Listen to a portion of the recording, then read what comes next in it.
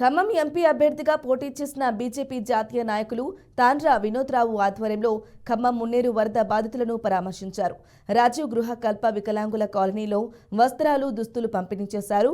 వరద బాధితులను రాష్ట్ర ప్రభుత్వం ఆదుకునేందుకు యుద్ధ ప్రాతిపదికన చర్యలు చేపట్టాలని తాండ్ర వినోద్రావు డిమాండ్ చేశారు.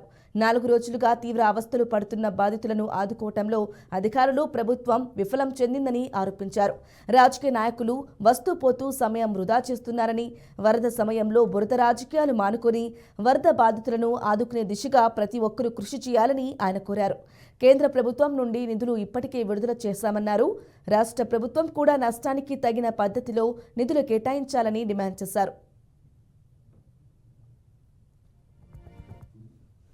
చేయడం జరుగుతుంది.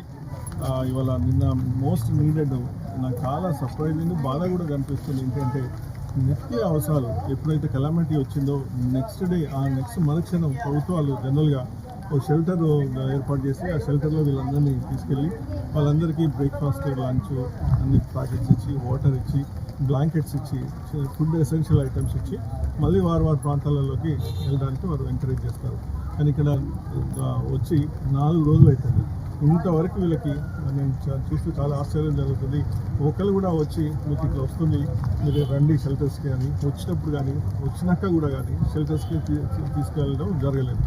ఇంకొకటి ఇక్కడ ఎప్పుడైతే ఉన్న క్షణాలలో మొత్తం ఓవర్ నైట్ బట్టలు, గ్యాస్ సిలిండర్స్, ఫ్రిడ్జెస్, టీవీస్ అందరూ వాళ్ళ లైఫ్ ఎర్నింగ్స్ కూడా వాష్ అయినప్పుడు వాళ్ళు కట్టుబట్టలతో ఉన్నప్పుడు మీరు కనీసం వారి దగ్గరికి మీరు ప్రతినిధులు పంపించి వారికి immediate food items, water items, blankets అని నాకు చెప్పినట్టు ఇంతవరకు నేను తిరుగుతున్న ఏరియాస్లో అయితే కనపడడం జరగట్లేదు. మొన్నటి నుంచి ఫుడ్ ప్యాకెట్స్ ఇవ్వడం జరుగుతుంది.